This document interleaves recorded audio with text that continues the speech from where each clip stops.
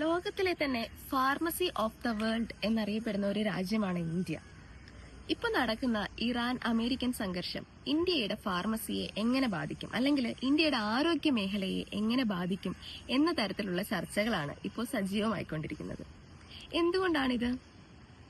എന്തുകൊണ്ടാണെന്ന് വെച്ചാൽ ഇന്ത്യ ലോകത്തിലെ തന്നെ ഏറ്റവും വലിയ ഒരു ഫാർമസ്യൂട്ടിക്കൽ ഹബ്ബാണ്. ലോകത്തിൽ തന്നെ ഏറ്റവും കൂടുതൽ ജനറിക് മെഡിസിൻസ് പ്രൊഡ്യൂസ് ചെയ്യുന്ന രാജ്യവും ഇന്ത്യ തന്നെയാണ്.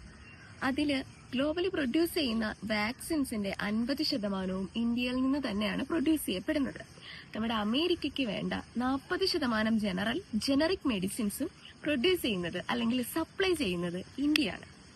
ഇവിടെ പ്രശ്നം എന്താണെന്ന് വെച്ചാൽ ഈ മെഡിസിൻസ് പ്രൊഡ്യൂസ് ചെയ്യാനായിട്ട് നമുക്ക് ആവശ്യമുള്ള ഒരു അസംസ്കൃത വസ്തുവുണ്ട്. അതാണ് API അല്ലെങ്കിൽ ആക്റ്റീവ് ഫാർമസ്യൂട്ടിക്കൽ ഇൻഗ്രീഡിയന്റ് എന്ന് പറയും. ഈ അസംസ്കൃത വസ്തുവിന്റെ ഏറിയ പങ്കും നമ്മൾ ഇമ്പോർട്ട് ചെയ്യുന്നത്. അതായത് ഇന്ത്യയിൽ ആ അസംസ്കൃത വസ്തുവിന്റെ ലഭ്യത കുറവായതുകൊണ്ട് അതിന്റെ ഏറിയ പങ്കും നമ്മൾ ഇമ്പോർട്ട് ചെയ്യുന്നത്. അങ്ങനെ വരുമ്പോഴേക്കും ഒരു യുദ്ധ സംഘർഷം വരുമ്പോൾ, ഇപ്പോ നമ്മുടെ ഇറാൻ US മേഖലയിൽ പ്രശ്നങ്ങൾ സംഭവിക്കുമ്പോഴേക്കും ഗ്ലോബൽ സപ്ലൈ ചെയിൻ ഡിസ്ട്രപ്റ്റഡ് ആവും.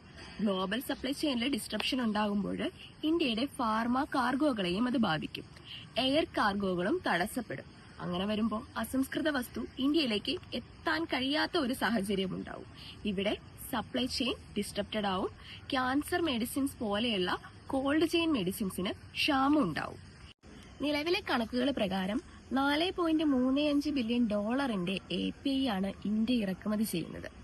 ഇപ്പോ ഈ യുദ്ധസംഘർഷങ്ങൾ ആരംഭിച്ചതിന് ശേഷം ഈ അസംസ്കൃത വസ്തുവിന്റെ വിലയിൽ 30% വരെ വർധന ഓൾറെഡി ഉണ്ടായിട്ടുണ്ട്. അതുപോലെ ഈ കെമിക്കൽ സോൾവെന്റ്സ്, ഗ്ലിസറിൻ, അതുപോലെ കൂടുതൽ ആവശ്യമായിട്ട് വരുന്ന വസ്തുക്കളിൽ 60% വരെ വിലക്കയറ്റം ഉണ്ടായിട്ടുണ്ട്. ഇങ്ങനെ വിലക്കയറ്റം ഉണ്ടാകുമ്പോഴേക്കും ഇവിടെ മരുന്ന് നിർമ്മിക്കുന്നതിന്റെ ചെലവ് കൂടും. അങ്ങനെ വരുമ്പോഴേക്കും ആന്റിബയോട്ടിക്സ്, പാരസിറ്റമോള്, വൈറ്റമിൻ ടാബ്ലറ്റ്സ്, അതുപോലെ BP, ക്യാൻസർ, ഡയബറ്റിക്സ്, ഇതിനൊക്കെയുള്ള മെഡിസിൻസ്, ഇവിടെയെല്ലാം വിലയിൽ ഗണ്യമായ വർധനവ് സംഭവിക്കാനും സാധ്യതയുണ്ട്. ഇത് ഒരു കാര്യം. ഇനി മറ്റൊരു കാര്യം എന്താണെന്ന് വെച്ചാൽ നമ്മൾ ഹോസ്പിറ്റൽസിൽ യൂസ് ചെയ്യുന്ന മെഡിക്കൽ എക്യുപ്മെന്റ്സ് ആയിട്ടുള്ള കത്തീറ്റേഴ്സ്, IV ബാഗ്സ്, അതുപോലെ ബ്ലഡ് ബാഗ്സ്, അങ്ങനെയുള്ള വസ്തുക്കളെല്ലാം നിർമ്മിക്കാനായിട്ട് ഉപയോഗിക്കുന്ന ഒരു പ്ലാസ്റ്റിക് ഉണ്ട്. അതിനെ നമ്മൾ പോളിപ്രൊപ്പിലീൻ എന്നാണ് പറയുന്നത്. ഈ പോളിപ്രൊപ്പിലീനും കൂടുതലായിട്ടും നമ്മൾ ഇറക്കുമതി ചെയ്യുകയാണ് ചെയ്യുന്നത്. ഈ പോളിപ്രൊപ്പിലീന്റെ വിലയിലും ഗണ്യമായ വർധനവ് ഈ യുദ്ധ സംഘർഷങ്ങൾ കാരണം ഉണ്ടായിട്ടുണ്ട്. അങ്ങനെ വരുമ്പോഴേക്കും അതിന്റെയും പ്രൊഡക്ഷൻ കോസ്റ്റ് അല്ലെങ്കിൽ പ്രൊഡ്യൂസ് ചെയ്യാനുള്ള കോസ്റ്റ് കൂടും. അതും നമ്മുടെ ഫാർമസ്യൂട്ടിക്കൽ മേഖലയെ നെഗറ്റീവായിട്ട് ബാധിക്കും. ചുരുക്കി പറഞ്ഞിട്ടുണ്ടെങ്കിൽ പ്രശ്നങ്ങൾ നടക്കുന്നത് മിഡിൽ ഈസ്റ്റിലാണെങ്കിലും അത് ഇന്ത്യയുടെ ഫാർമസിയെയും ബാധിക്കും. ഇത് ശരിക്കും ഒരു ആഗോള മുന്നറിയിപ്പാണ്.